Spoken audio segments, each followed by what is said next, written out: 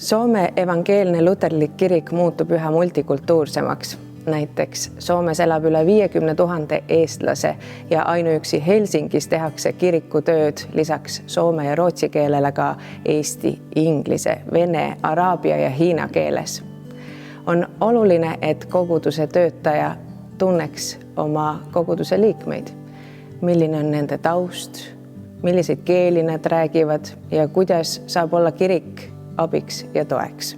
Näiteks eestikeelne kirikutöö erineb üsna palju araabia ja hiinakeelsest koguduse tööst, kuid loomulikult on neis ka väga palju ühist. Kui kirikutöötajad esindavad erinevaid keelelisi ja kultuurilisi taustu, saab kirikust tõeliselt kõigile avatud kirik. Seetõttu on värbamisel tugevaks eeliseks mitmekülgne taust ning oskus tegutseda erinevates keele- ja kultuuriruumides.